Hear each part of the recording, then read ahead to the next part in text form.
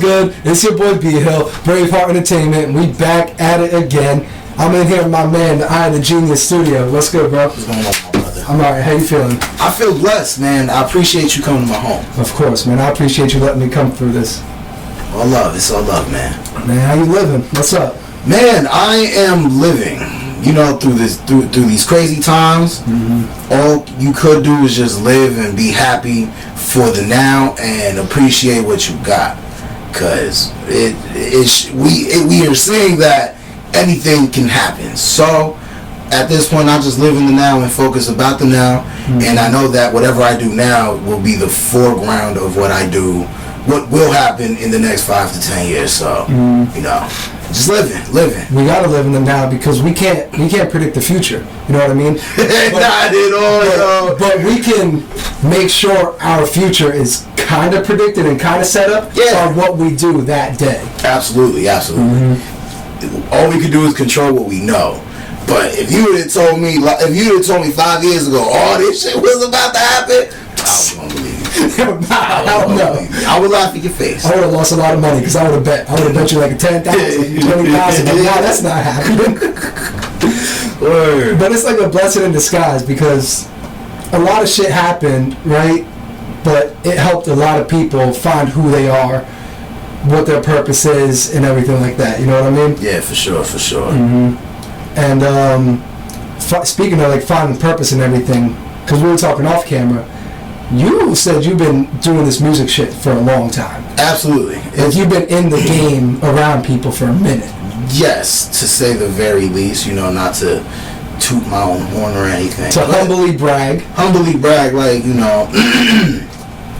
I've been working in this space for about 8 years now. I've been teaching myself how to be a rapper for the last 10 years. Currently, still a student, and for the last 8 years is when I decided to pursue the rap career. And then in doing the rap career, I fell into doing other things because I learned that you have to be multifaceted in this industry, because if you're not, you won't get called, and that's the biggest thing in this shit is getting that call. So I really like how you said that you're still a student. Absolutely. Because a lot of people fall into that. I found my thing. I'm gonna stick to this thing, and I'm gonna ride it out until that shit dies, and I don't know what the fuck to do. It's like you could do that, but what's the point of doing that? Like you don't learn nothing by doing that. How you won't have longevity. Like I'm still learning. I don't got the things that I would like, but I have things that I like. I have the things that I have now are the things that I wish for 5-10 years ago.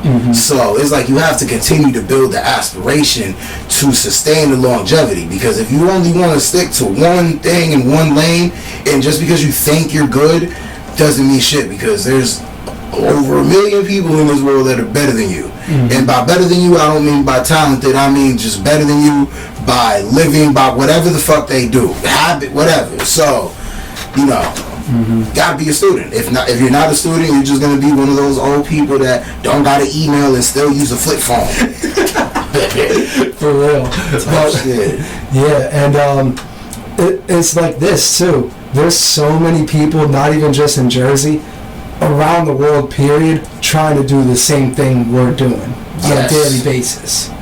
So it's not like you're in competition with them, but it's more of like the eyes is on everybody. I got to make sure I outshine a lot of people. You know what I mean?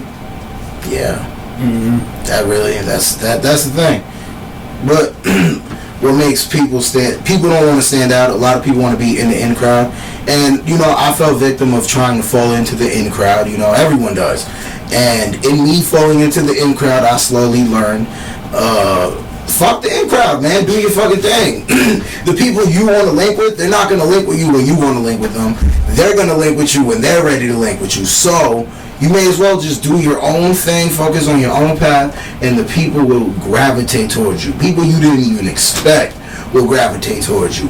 From every door that closes, another one opens. Yeah. So, you know? Because, what's it called? You said you fell into the in crowd because you've been doing this for a minute, right? So you probably ran into a lot of different people doing a lot of different things in the industry. Yes. What has that taught you mostly? From being around them, what did you learn the most? you wanna get your shit together. That's one. Because if your shit's not together, you're gonna miss out on a lot of opportunities. The doors will close on you because you don't have your shit together. In this game, you literally have to, you gotta be seasoned already going into it. Even if you know it or not, figure it out. Because everyone did. Everyone in here has been doing this for 40, 50, 10, whatever plus years. So, in that, I learned to be self-sufficient. I learned to run your own show and, don't worry about who's not there. Focus on who is there and focus on who is supporting you. Mm-hmm. Because, it be the people that you least expect that are supporting you in the best way possible. It may not be how you wanted it to, but you have to take in consideration of how it is being supported, I'm so glad you brought up support, because that is like the trickiest thing ever when it comes to this shit. Because everybody wants the same support they give out, but it realistically, it don't happen that way. It really doesn't. No, it does not. And it's like, at first it's like kind of heartbreaking. You're like, damn, bro, I did all this, I showed you all this love, and you're just not going to acknowledge me? But that's just, it's fucked up to say, but that's how it goes. Yeah, and it really, like, it's that attitude that makes people not want to support. Mm-hmm. It's that snake dog eat dog crab in the bucket mentality. Mm-hmm. So it's very tricky, because I've fell victim into that too, where I've given people more than what they've given me, and I didn't seek anything. But I don't do things to seek anything. I don't do things to get anything out of return. But it's more like a damn, you ain't even considered me kind of thing. Like not even a thought. Like not one thought. Like like I'm a person that likes to put people in opportunities if I see it have a value. Mm-hmm. And it's heartbreaking, but man, you fucking you move on. That's another thing that I learned moving in the industry. Move on, because if you don't let that shit get the best of you, you don't deserve to be in here, because this shit keep going. Whether you live or die, this show goes on, to be honest. So with me having that mentality, you just keep moving. And when you let it get the best of you, that's kind of when you start beating yourself up. And now you kind of lose like your whole mojo and everything, and you're just like, now you're stuck. You lose your momentum, you lose all your things, you waste your day, you waste your time. It's really not worth it, And like I said, everyone has been a victim of it. I've been a victim of it, where I let my emotions get the best of me, where I won't do anything, or I just don't feel like doing nothing because I don't feel a certain way. And it's like, man, you can't let that shit fucking get to you, bro. Mm-hmm. Like, fuck it, move on. Like, let that shit fucking go. Now, if you're not in the mood to work and create because of such and such and such, alright, cool, take the time off, because you don't want to work when you feel like that. But if you're always feeling like that, something's got to change. Exactly. And I like that. I like how you said that too. If you're not in the mood to create, like, chill out a little bit, because that happens to everybody who creates some type of content. Yes. You get in that mood, whether it be a day, a week, or a month, where nothing's clicking up there. You're just in like a dry spell, and you're like, damn, how do I break this funk? I can't like get up out of this. You know what I mean?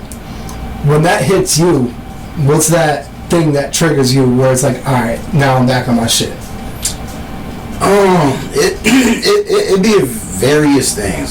Sometimes it'll be a song, sometimes it'll be a record, or sometimes it'll be a loop. Mm-hmm. It'll be a reassurance, a reminder of me telling myself, yo, what the fuck you doing, bro? Or, going out. Sometimes when I go out is when I like think about the shit more. Like, how like when you go out, you're not supposed to think about work, you're supposed to unwind. Now, like when I go out, that's when I think about the shit. So then when I come back, that's when I'm like more motivated to like go. So like it be various things. Like, when I recently recorded my album, it's not coming out yet, but it'll come out hopefully. Hopefully it'll be out by the time this is out, but if not... Oh yeah, I'm gonna definitely get you to spill some secrets by the end of this interview. Yeah, sure. So when I had recorded the whole album, me and Soul Haven Sounds did the whole project. Soul Haven Sounds produced the whole thing, and spent a lot of days recording, a lot of days writing, and once I finished recording everything, I took like a 3-week period off. Like, I ain't do no writing, I ain't do no beat making, I just chilled. And then I snapped right back into it and then started mixing it down, you know. And then after I mixed it down and started like getting into like the phases of like finishing it up, I stepped back and started collaborating with different people now. So it all varies like how like I want to take it. So like that's pretty much. You said beat making. Yes. So you're an artist, producer, I'm not engineer.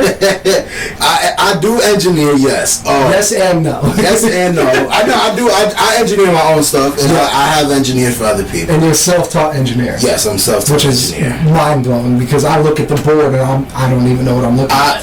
I learned from the best. You know, when I first started, I started recording with Saga. Shout out to Saga.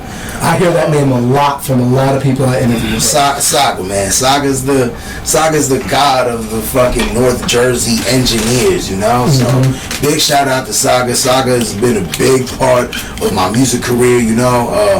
He taught, really, I learned my whole artistry working with him. You know, at first, you know, I was paying for sessions. I was, you know, being the artist, buying the studio time, and I was always working with Saga. We did about like 3 projects. About 3, I want to say 2. Let's give and take 2. Yeah. We did 2 projects. We did Now or Never Legend, and we did Symphony for Madman Volume 1. No, that's a lie. We did 3 projects. But in those first 2 projects, he was recording me, mixing me, and all that. So by the time that we had wrapped up the second album, I wanted to like venture into like recording myself so I could just bring him back the music.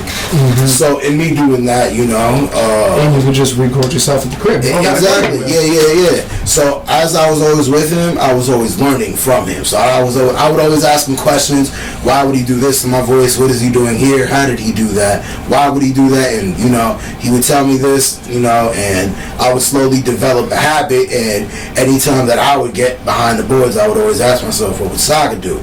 So from recording me to teaching me how to record myself to studio etiquette to being whatever I am as a studio personnel and as an artist, recording artist specifically, he's helped me tremendously be the person that I am, you know. So big shouts to him.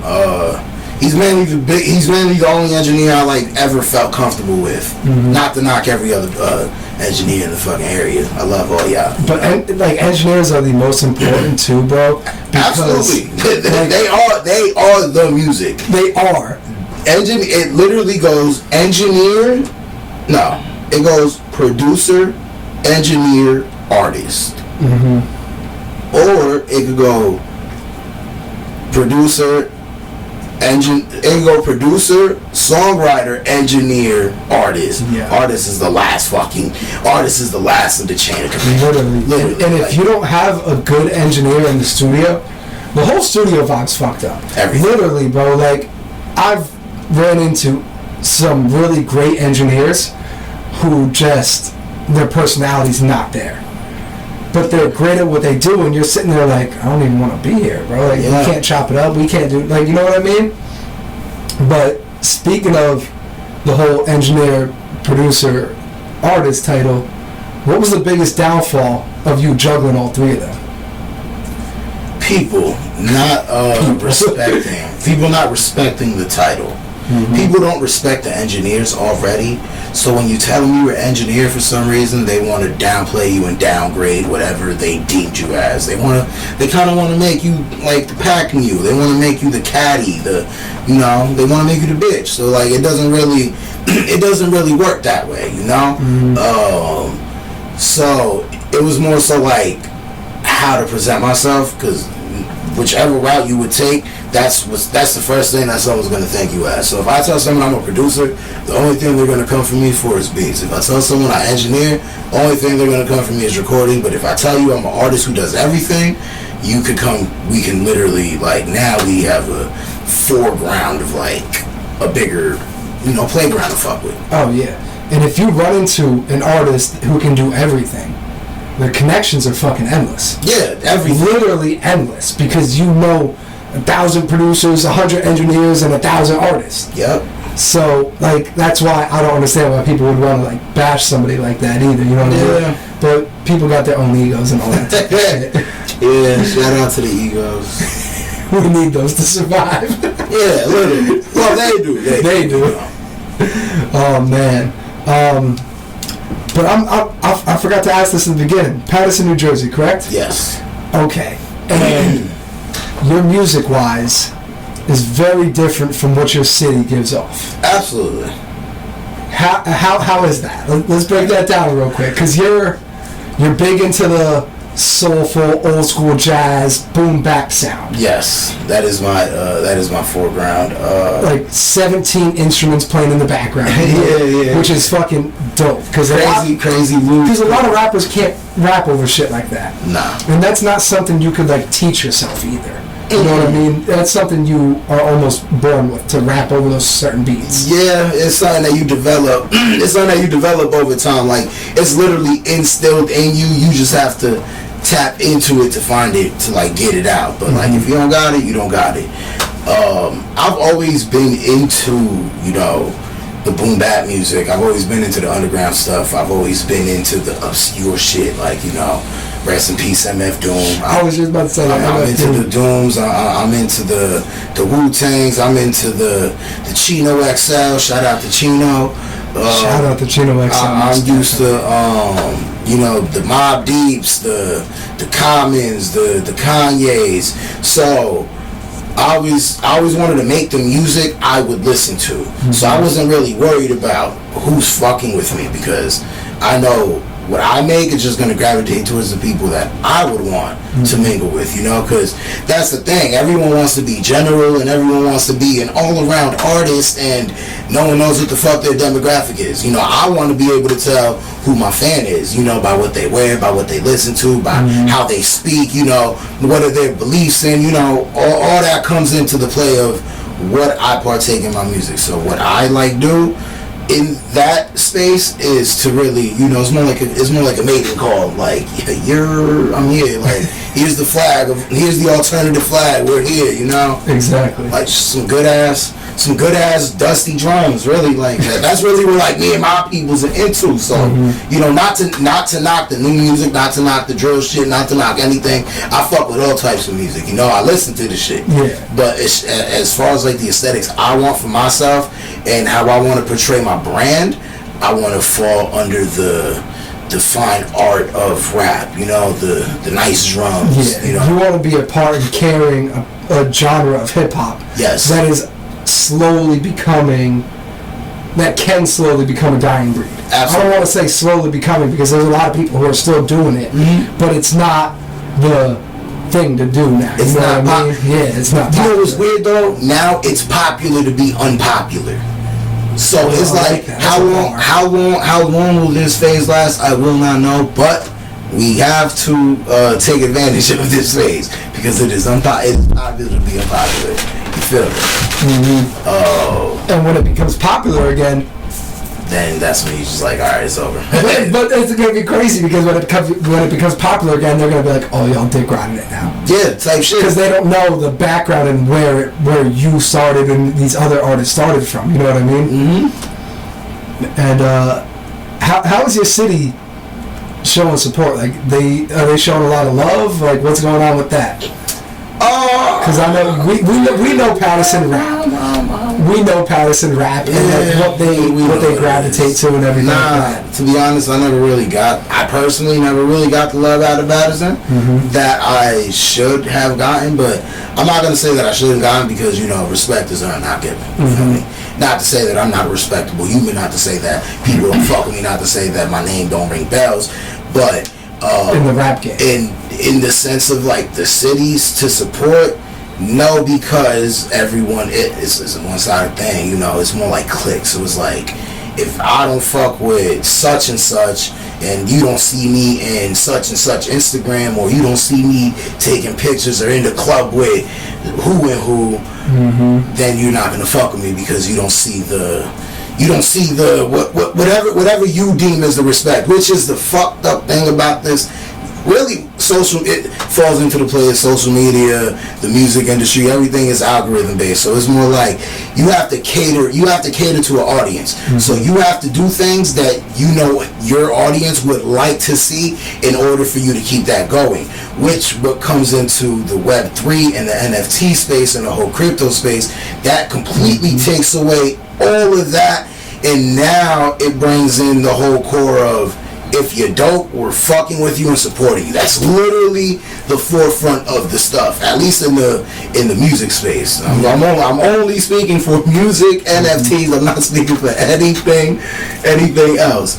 But it's like it's very weird. Like it's like pen pal. It's like the web.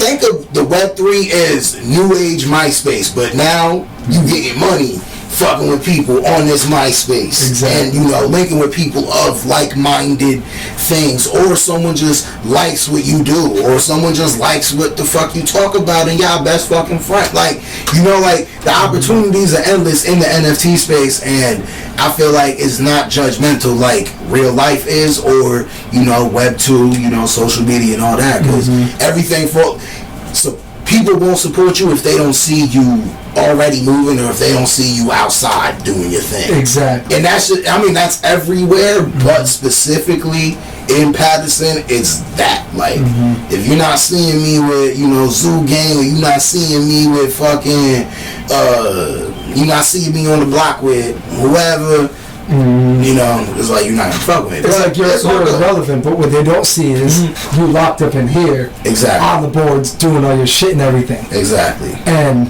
I want to bring up this NFT and crypto space he was talking about, because a couple years ago we was weird for thinking and talking like that. Yeah. And then Meek Mill hit us with a tweet: "You're not getting my album unless you got an Ethereum wallet." And guess what the fuck happened? Everyone got an Ethereum wallet. It was cool to be a nerd. It was cool to be a nerd, which is wild, bro. I know when my friend watches this, he's gonna be mad at that. I don't even want to call it dick riding, just the weird fake support and the weird, trying to fit in. Yeah. That's corny. You know what I mean? Now everybody was like, oh, and they're like, we was talking about that 6 years ago. What y'all on right now? The shit that got you no bitches. The shit that scared. This was the conversation that was scared of hoes, and now you're having billion-dollar corporations throwing panels, having these conversations right now. It's so crazy because we just had this conversation off camera. Yeah. Because I was telling my boy, he's scaring the hoes away. No, I don't want to hear about no crypto. Now all the gorgeous hoes getting money in crypto. Every bad bitch is accepting cryptocurrency as a payment for everything. Listen, I actually got paid in crypto once. That's fine. I hope to keep that recurring. But I got paid in crypto once for a studio session. I had them give me some Cardano. So it was something cool. At the time I did Cardano because it was it cost $1.10. So it was like the most equal value thing to get. So yeah, man. Y'all definitely should tap into the crypto space. I'm not here to preach to the choir to say do it, you must do, but just do your research. It's cool to learn something new. Absolutely. It's gonna be one of them things that your kids, if you have kids, or if you plan to have kids, your kids are gonna have these questions in school, and you're not gonna have the answers to this. You're not gonna be able to help your kids in school. You're gonna be one of those people that are stuck in the past. Don't know how to open an email, don't got a phone, don't got a, still using MapQuest, not even a GPS, you're gonna be one of those people if you don't learn at least. I'm not saying to put your money into it, I'm just saying learn what is what, learn what every word is, learn a definition, learn how to do something, learn how to get a wallet, learn how to get money in the wallet, take money out the wallet, learn about gas fees, go through the shit. It's an experience. Really, that the whole thing is communal. That's what a lot of people don't get. a lot of the things in the crypto space is based upon votes. So like you have a whole community behind the project, and the project, you know, the owner of the project is going by votes. So like, you know, for example, say I had a bank and you and 3 other people had money in my bank. Before I make any moves with the money or my corporation, I'm gonna put up a cast vote and give you guys options on what should I do and what do you guys think is best for us, because that's what the thing is. Crypto is not about you giving money to the man and we got the thing. Nah, it's we all own this. Everyone is an owner of something. So, you know, it goes back into ownership and all that stuff that people need to tap in with. Speaking of ownership, when it comes to this music shit, are you owning your masters, yes or no? Yes. Yes. That's 100% fact. Absolutely, I am. But what people need to know is, like, if you have an opportunity, like, if you got nothing, you can't do nothing. You can't do nothing with 100% of your masters if you're not getting anything. So if someone is willing to give you something for your masters, you know, like, I wouldn't be opposed to it. Like, if the opportunity was right, then I'll take it. But as of now,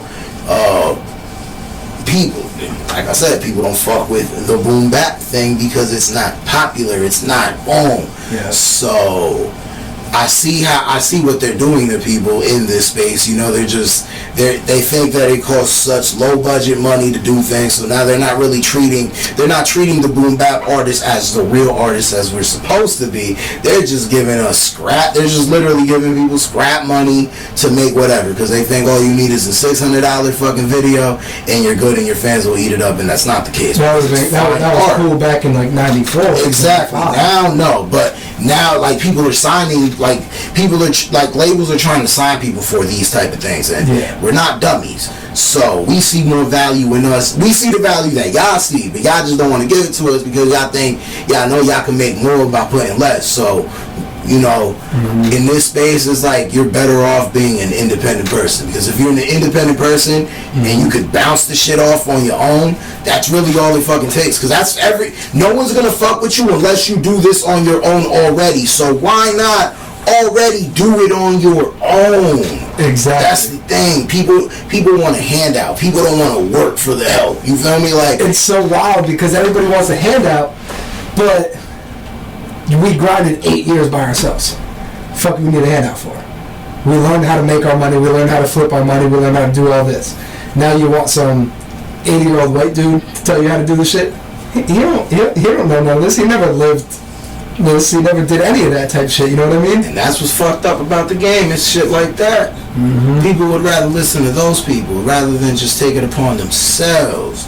You feel me? Like, I personally have so much resources, but I don't have whatever I would want. I don't have what I got going yet, what I would want them to help me with as of right now. So people don't know how to build leverage. People are scared to build leverage. Yeah. That's the problem. People don't want to do their own thing. People don't want to be the boss. People don't want to, and it's okay. Not everyone is meant to be the boss.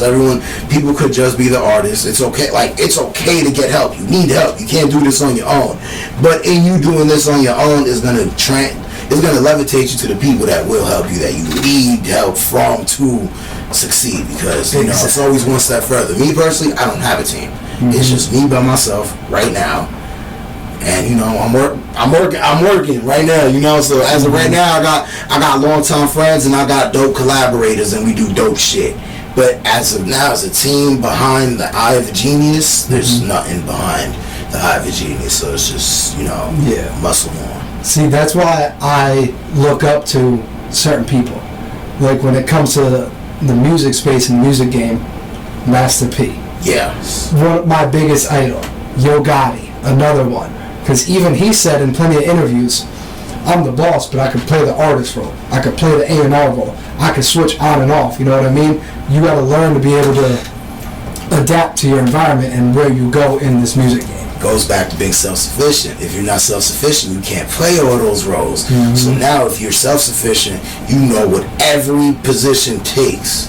You know what every effort takes. So you know who to weed in, who to weed out, who to bring in, who to bring out. Because if you can't do it, I can still fucking do it whether you here or not. Yeah. But The whole point is to see if you can do it. But I can do it all around. Like, if blank and blank called off sick and he can't make it, or whoever that was supposed to shoot the video can't shoot it, get it done. One way or another, you got to get it done. So, and that comes back to the connections. You got to know people that know somebody else. Yep. It's all about being resourceful and having leverage. If you know how to leverage yourself as a brand, you're good money. Exactly. But let's break off into this a little bit. Your music. Thank You for Being You, album and deluxe. I want to speak on 2 songs. Yes. Because I feel like they are arguably your best songs on the album. Plus, they have like a deeper story to it. Okay. Rap for the Soul, I think it's called. Ooh, yeah. The video was just playing, right? Yeah. That and the one I reacted to. Oh, those are my 2 favorites. What's that called? Sky's the Limit. The Sky's the Limit Part 2. Yes, those are my 2 favorite ones. Rap for the Soul. Now, there's a word for this, but I don't know the word for it. Because on the track, it's like, you're not rapping, it's more of like a poem. The last word of every bar rhymes for like a cool 10 bars, you know what I mean? And that was just dope to me because that's some shit we never see. Like, sign, mine, fine, you know what I mean? Like that. And I was like, I'm listening to it and I'm like, yo, this shit is like some next level shit people don't really rap like, you know what I mean? Thank you. So talk about that track for a little bit. So, Rap for the Soul was produced by Roper Williams. He's a dope producer he's from Jersey actually. He's got a dope name for himself in the underground space. You know, he's got tracks with people like your old Droog, your homeboy Sandman, to people like, you know, in the Earl Sweatshirt ranges, you know, Kai the Soloist, you know. I had linked with him. He got an album with my brother Fatboy Sharif. Shout out to Fatboy Sharif. He was on the album too. Yes, he was on the album. He's also another person doing this thing in the underground space, you know, doing real big things. I'm real proud of my brother. So I linked with Rover, you know, he sent me the beat. I heard the shit, and you know, when it comes to writing, I just let my soul just fucking write. It's just more like a flow of consciousness. I just boom, that's it. Like, I don't even think about the shit. I just do whatever God gives me. You know?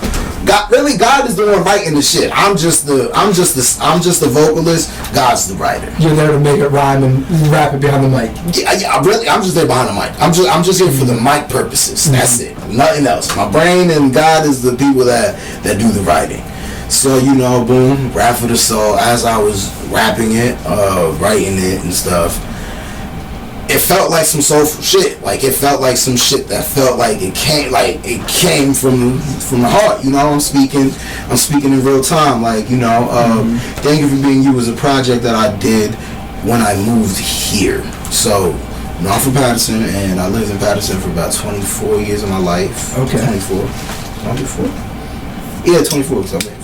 So, boom, 24 years, and then I ended up moving to the suburbs. But, you know, not that far from Paterson. I'm still around and stuff, so, you know, it's not like I'm too far from home. Yeah, culture shock like crazy, too. Yeah, you know? Yeah. So, it was hard for me to, like, create something, like, being in here. Like, it was still too new for me to, like, find a vibe and find myself. The EP, Thank You for Being You EP, was the last thing that I did in my Paterson house, ever. So the deluxe album, the add-ons were everything that I started doing new in here. So I wanted to just like portray that. So with Rap for the Soul being the first song that I wrote since moving, It felt real fucking special. And yeah, this shit was just fucking, it was just dope. It was delightful, you know, versus all my other stuff were like more gloomier, more darker. This song was more vibrant. It was more like, it's a great morning record for whatever day it is. You feel me? Like on a sunny day, that's some shit that you want to wake up to and brush your teeth and cook eggs for your wife and your kid, whatever the fuck. You feel me? Drink your coffee, you know, smoke your blunt, whatever, you know? That's so funny because when I was going to bring that that up. Yeah. That song gives you like a certain type of vibe where when I hear that song, like I close my eyes and I picture myself on like a balcony. Yeah. Looking over like I'm on the mountains, I'm looking over the city. I got the grill going, I got drinks, I got blunts going, and it's just, you're sitting there and you're just like, that's the type of song that's playing in the background where you sit there and you're like, I made it. Yeah. You know what I mean? That's that type of shit. That's why I put the money sign for, to replace the S for soul. Mm-hmm. And then we go to Sky's the Limit Part 2, which is... That song was crazy. Completely different vibe. Different vibe, and you're talking about a lot deeper shit. Yes. Which shows me that you're not really in it for the music and the money aspect. You're in it for a deeper reason. Yes, I'm here for the longevity, and I'm here to speak for people. I was telling my mans yesterday that the reason why I rap is because I want to leave a legacy, and I want to leave a name behind, and I want to be known as one of the best rappers and musicians in the music industry, and I want to leave that print. You know, I want to be up there with the Pacs, with the Biggies, with the Cool J's, with the Gurus. You know, like I personally know that I have that capability. I know I could. Put me in the studio with any one of your favorite rappers, or put me in the studio with a legend, I will keep up. They'll even be shocked. They'll be shocked at what the fuck I do, and they'll want to fucking bar up and do some other shit. And I'll say that humbly, you feel me? Yeah. I always knew that I was dope. When people tell me that I'm dope, it's like, yo, like, thank you for giving me the reassurance. And then, like, when I showed my stuff to more professional people, more people, you know, people in the game that's been in the game, like, around or already on, they all tell me the same thing. Yo, you got it. Yo, this shit hard. Boom. So it's like, I know that you know, so I can't do nothing with you knowing. Now I gotta go prove the whole world that everyone else gotta know. Exactly. But, and then it comes with this too, because the whole album, well, what is it, EP? Because it's like it's album. Okay, the whole album, it's like kind of a movie scene. You know what I mean? Yeah. Because then you got the skit, you got MLK in the background speaking about, and then you got all the skits at the end of the song speaking about a whole bunch of shit. And then I think it's the last song on the album, you said R.I.P. to all the ones falling victim to gun violence and everything. Yeah. So there's a deeper meaning behind everything that you rap about. That song, right? That I said that on, R.I.P. to the gun violence, Bullet Fly with Birds. Yes, when I recorded that, no cap, when I recorded that, the next day, Pop Smoke died. Literally, the next day, Pop Smoke died, gun violence on Invasion. I'm like, what the fuck? That, like, you feel me? Like, shit be crazy. Shit be crazy. So, when it comes that time where you're a lot bigger in the music scene, yes, how active are you going to be, or do you want to be, out in the front line, out in the streets, making a voice for certain shit like this? Like, shit to change, try to change the narrative, help people find a better way. I want to be there, but the way that the world is tricky, you can't be so open because you know the evil eye. People have different motives or alternatives, so it's like you have to help the right person per se. So the more into the industry I get, I don't want to be one of those people that forget about where they came from, nor the talent, you know, because there's a lot of people that once they get on, it's over with. Lights closed, I don't know who you are no more. That's exactly. it. I will never be one of those people. Absolutely not. Anytime I see an opportunity that I could bring someone to, or, you know, give them work, or, you know, have them do a gig or record someone or whatever, I will always, in my best interest, look for that. You know, like I was brought into the game as a mentee. I had a mentor. You know, I had a group of people. I came up under a group of people under the Cause of Knowledge, Fatboy Sharif, Strange Colors. So, you know, I was always low bro under the wing. So, you know, once everything kind of dispersed and everyone went their own route and everything kind of like fell off, it gave me the opportunity to take everything that I learned as a young bull and now run it my own way. Now I get to run my own kingdom. Now I get to look for my own soldiers, my own queen, my own civilians, my own builders. So it's like that's pretty much like what it comes down to at the end of the day with that. Mm-hmm. So who are you looking at now to kind of hop on the train with you and help you with that? Like artist-wise, producer-wise, anybody. Who you're like, you know what, we got the same motive, we got the same mission, we talking the same talk, let's build together. Right now, I want to say it would be the people that I've been recently meeting and collaborating with. Kibo Hidi from 7 Tribes, shout outs to them and him too. My brother War Ready and Astra Studios, the whole family. My brother Deadwater, Fatboy Sharif. Who else? Drive By. My brother Matt, Ice Made It. These are my man's Word Up. I have to think about these guys. Yeah, there's a lot of people. My little homie Slim the Surgeon from Florida. These are people that I see that are constantly doing and always elevating, and they're on the same wavelength as I am, Yeah. Whether it be spiritual, mentally, financially, whatever, we're all, it's I'm connected. They may not all know each other, but I know all of them and I have my ties with them. Exactly.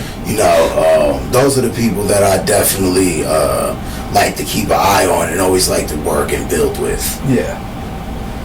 That's dope. That, you're connected with so many people throughout different areas and everything, and I love that you named so many people, because there's a lot of people out there in the world who listen to Jersey rap, but they don't know the underground scene. No. They don't know half those names you named, so they're sitting there like, what the fuck is going on? Yeah. There's more to the Jersey scene than what we heard already, which to them is mind-blowing. Yeah. See, even the people that aren't in the underground rap scene, I still know about. I know about the Chad B's. I know about the Killer Cobains. I know about the DJ Slinks. I know about the Uniques. I know about the Hard Lucks. I'm tapped in. People make. That's the thing. This is what pisses me off about my city. Not importantly, and I know everything that everyone fucking does. Yeah. But no one wants to bat an eye. No one wants to give me 5 seconds, but I give people 5 hours, 2 hours, 10 hours. And you know all these rappers. I know them. You feel me? Know the scene. Either whether I know you, physically, or know of you and the work you have done. I can name people. I can literally name a shitload. I damn near know almost every other Paterson rapper. Whether we know each other or not, I know of whatever, And you've crossed ties with a lot of them somewhere, somehow. Exactly, so it just baffles me, I know the Trip, I know the local. Shout out to my man Trip too. Yeah, shout out to Local Crim and Just Us. I know who else. It's a lot of fucking people that I can name. Lucci, Stars Coleman. Shout out Stars. Yeah, Stars the homie. So there's a lot of people. J Loud. It's just a lot of fucking people that I could literally name. I'm tapped into the scene, and I always try to do my best to tap in. And if I could help in any way that I tap in, I'm gonna do my best. So whether it be me to link someone or not, or give a number, or even just give an idea. I like giving suggestions. You feel me? So even if it's just giving people suggestions, that goes a long way. Yeah. So now, I'm gonna ask this. Yeah. Because this is very important, not just to me mainly. I don't give a fuck about them. But the way you rap, I'm gonna name you 3 artists. Yeah. Let me know if you could rap on their style of beats and their style of music. Okay. Be Rebel. Because you're, you know what I mean? Because you're in a whole different type of lane. So when that beat comes on, could you? It's I could, but it would be in my way. Okay. And the fact that it would be in my way, the people that would listen to the Be Rebels wouldn't translate with it, because I'm not talking whatever they would relate to. Yeah. So I mean, yeah, I'm a songwriter. Like, I'm a singer, I'm not a singer, but I'm a songwriter, rapper. Yeah. So I could write to this shit. So, you know, throw the beat on. Yeah, I could probably get down with it. Daz. Trillionaire Daz. Which Daz? Trillionaire. The like, which version of him? The rap, the old version, the rapping version of Daz, or the newer Daz? I like his new style. I like both. They're both dope. They're both Go and Trillionaire Daz. Let's go Trillionaire Daz. Let's go Trillionaire Daz back in the day. Yes. Okay, because like your whole vibe and beat selection and way you rap, I feel like it would be kind of harder to connect with certain rappers on certain beats. You know what I mean? Yes, it definitely would. See, like as a producer, I try to get them out their bag. The thing is, people don't want to be uncomfortable. So like, I don't mind trying. I don't mind trying their beat, but they wouldn't bat an eye on my beat. So that's the problem right there. Ego and selfishness. Yeah. So like. Alchemist had fucking, I think he had what's his dude name? Not Doug 42, Babyface Ray. Babyface Ray from Detroit. Yeah. Alchemist had Babyface Ray on an Alchemist beat.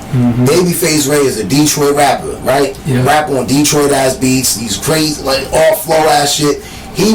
This man rapped on an Alchemist loop, which is wild. Which is fucking crazy. You feel me? So it's like, people won't give me the time. So yeah, I would like to listen. I would love to do that. You know. And now one more, because he kind of reminds me of Daz, but in his own way. Yeah. Raekwon. Who's Raekwon? Fetty Wap's boy. Never heard of him. Oh, you never heard of Raekwon? Never heard of Raekwon. Oh, I gotta put you on. Definitely. Yeah, most definitely. Definitely gotta put. It's like Raekwon, Fetty Wap, Damier. That whole clique right there. See, I never heard of these people. Ooh, yeah. This is post 1738? Is this like they were around during 1738 in Zoo Gang? Yeah. But they didn't get I don't want to say they didn't get the recognition, but now they're starting to shine on their own. Okay. You know what I mean? The only people I'm familiar with on that end were Oskama and House Party. Man, shout out to my boy Oskama, free Oskama. I just emailed him the other day. He coming home soon, bro. You gotta love it. He coming home soon. Panorama. No, that's all.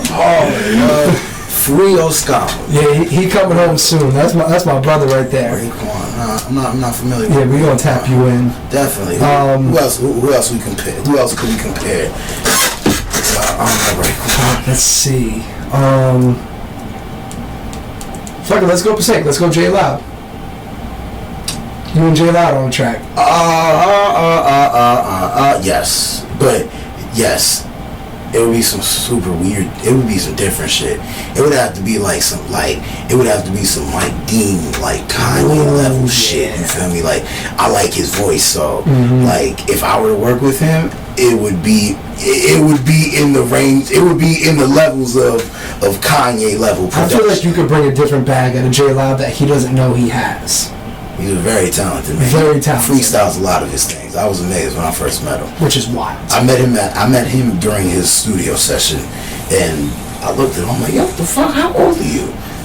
Young age. Like 17. At the time, you were like 17. I'm like, what the fuck? Nah. Keep doing what you do. I'll fuck with you. I'm a fan. Yeah. So I definitely would. I definitely would like to do a song with J Loud.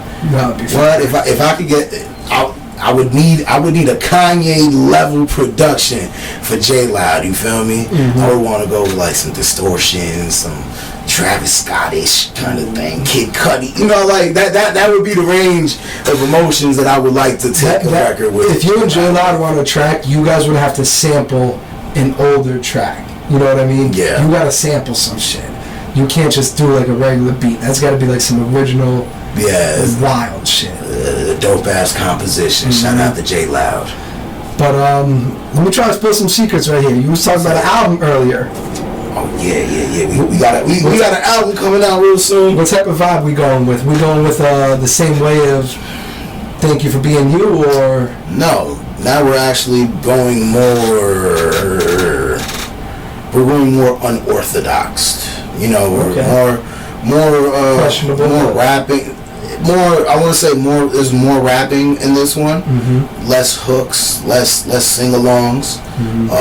It's definitely the vibe that you get being in here. You know, like you see the record players, you see the vinyls, you see like it's literally like the wood vibes. So it's more earthy, it's more vibrant. So it's more like think of rap for the soul. Think of the aesthetic for rap for the soul with did you hear the first Sky's the Limit?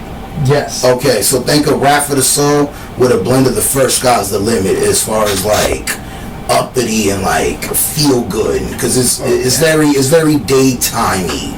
It feels like a daytime album. So like 2 o'clock in the afternoon, turn that bitch on and we live it.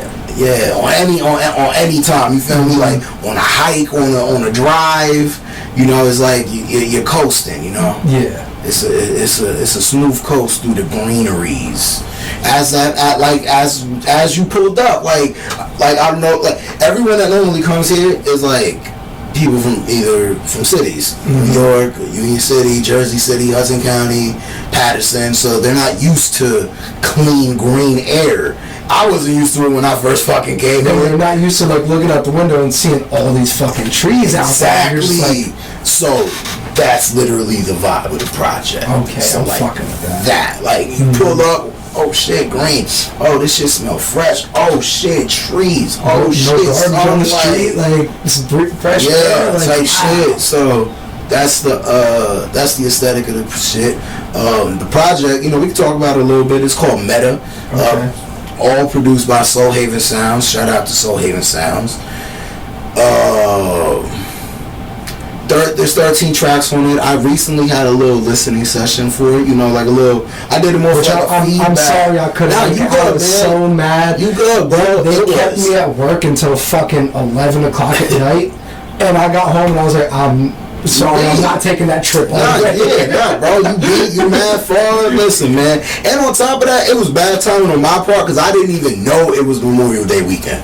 So that was my first mistake. I just ran with it though. So I appreciate everyone that came through. Everyone loved the album. So I did that just to give people a first taste of it. I am gonna be dropping the first single to that. It's gonna be called "Plugged Out the Matrix." It's a really dope record. It gives you, when you hear that, you pretty much understand the whole theme of the project. Okay. So "Plugged Out the Matrix" that's gonna be the first single I release, produced by Soul Haven Sounds again. The shit is very obscure. Anyone that listens to like Arm & Hammer or Billy Woods, that was definitely the inspiration. Yeah, that was definitely the inspiration to the making of that project, more so because he had recently dropped I forgot the name of the album that he did with Alchemist. It's got the pig head. I forgot the name of it. I know what you're talking about. I forget the name of it too. I forgot the name of it, but there was 2 songs on there that motivated me and inspired 2 of my records. So those are going to be the first 2 singles that I actually released. But for now, right now, we're going to work with Plugged Out the Matrix. Right now, I'm trying to work on a video. I'm trying to work out a decent, proper rollout plan. So, you know, being that I did the release listening session, now we're going to drop the single. We're going to give you guys the first taste of what's to come and what I've been making. I made this shit last year. Oh, for real? Literally last year. Last year around this time, I made the project. I finished it probably in October. No, I finished recording. Soul Haven Sound started producing everything around this time last year.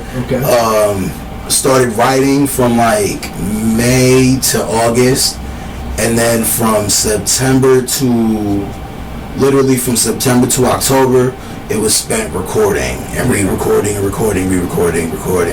And then I want to say by November, I want to say November, December was when the album was finished, mixed and mastered. Yeah. And now that we're in... Well, you have to listen to it like again and again, go back, fix some shit, listen to it again and again. Yeah. So now we're working on the set. We're working on a sequel. I'm working on various other projects. I've done so much features, I can't even keep up with them no more. I have a lot of different features. You're gonna see a lot of features on my upcoming projects. Normally, I don't really have Who's on this project, or is it just you? Solely me. Okay. I usually have only one feature on all my other projects. There's only been one feature. Yeah. This time around, I felt really what created this project was me trying to get into the in crowd. The in crowd wasn't fucking with me, and they just kept stringing me along like I was some fucking hoe and trying to fucking downplay my existence, and I wasn't having that shit. Yeah. So solely produced by Soul Haven Sounds. Written and recorded by me. And you did all this shit right here. Yeah, right. Which is wild. Right. And all your other music was recorded here? Well, most of it? Yeah, I record my last three I want to say thank you for being you Deluxe, and Meta are my recordings. I did anything before that, I did that over with Saga. Which is dope, because it sounds like it's from like a big professional spaced out studio, you know what I mean? I learned from the best. And really, in this game, it's not about what you got, it's about what you know. Yeah. So if you know how to use this shit and you know how to replace and substitute, then you can do the shit. Yeah. And working at studios, I slowly developed and learned about studio equipment, what was good, what wasn't good, what was the sister brand of certain things. So a lot of the things I have are the baby versions of what your professional studio has. So being that I already kind of know how to maneuver with the shits, I could make the shit sound the way you need to. Exactly. But don't holler at me for sessions. I will not take you. Nope. I can't, really? And if he does take you, make sure you follow these fucking rules. Well, before, the do not sit on the bed is because I used to have a bed here. And now the bed's right there in the closet. Yeah, turn your motherfucking phone off. Yeah. I had one session in here one time where I was recording some guy, and his manager just kept having his phone go off. You just hear ding, ding, ding, ding, ding, and then the phone goes off. Hey, yo, what's good? Yo, nah, I'm just in the studio chilling, you know. And I'm over here just waiting, I don't have a fucking booth, so it's not like you could just talk there and it's not going to transcribe and pick up. Get the fuck out of here, go outside. I had an interview like that. I went to my man's project building for the interview. We did this shit outside, and then it rained, we went inside. And his man walked in on the phone, yo, what's good? And my man got mad. He was like, yo, bang was fucking text, bro. We interviewing. You fucking it up. And I was like, oh shit, it's about to get wild up in here. Yeah, people don't. But granted, people don't know studio etiquette. You have to teach people studio etiquette. So sometimes I can't get mad at people for not knowing, because it's not their role to know. They're not in the studio 24/7. It's not their position to know right from wrong. You know. So it's always important to forewarn, per se, you know. It goes in terms of being the boss and being self-sufficient. If you know how to read the room and you know that people don't know, it's always great to remind. So now, Meta, do we got a date? No. Surprise date. Drop, or you setting a date? I'm properly setting things and preparing. But for now, we can say, what are we looking at? It's almost July. Almost July. We can say, I want to say, hopefully, God willingly, July 15th, we will be hearing the first single to Meta, which will be Plugged Out the Matrix. And God willingly, if we can get a video in by September, you know, that's pretty much the mode that I'm sticking to right now. So late summer, the album gonna be here. Yeah. Okay, I'm fucking with that. I'm excited to hear what the fuck you got going on. Yeah, for sure, my because the way you were talking about it, I'm already excited. Yeah. What else you want to tell the people out there, man? What do I want to tell people? I want to tell something that's something cliche, but not so cliche. You know how they say don't do drugs? Yep. I'm gonna tell you to do drugs. But everyone does. Everyone takes drugs. Everyone takes a substance. So Yeah. I'm not gonna say and tell you don't do drugs, but I'm gonna say and tell you to do drugs responsibly. Experiment with your life. Yeah, be responsible. Be responsible with the substance you intake, because no one's gonna stop you from doing whatever the fuck you taking. You feel me? So just be responsible. You feel me? You don't got wild out. You know, we're not 17 no more. We're not 15. You know, like, you do things within reason. Like, if you want to get fucked up, hey man, do your thing. Get fucked up. Another thing I want to tell people: stay original, be creative, and don't be scared. Just do it. Just honestly, just do it. Don't be scared and just do it. If you don't think people gonna fuck with it, guess what? They gonna fuck with it. That's the ones that people fuck with. The ones that you think they won't fuck with. Yeah. What else? Brush your teeth. Stay hydrated in summer. It's about to be really fucking hot. For real. Keep that water on deck. Man, I really appreciate you sitting down and doing this, bro. For real. Brother, man, I appreciate you for coming to my I home. appreciate you letting me. We got the vibe in here, you know. I'm fucking with it heavy. Yo, look, it's your boy B Hill, BraveHeartEnt Entertainment. I am the genius right here. Man, I'm gonna catch you on the next one.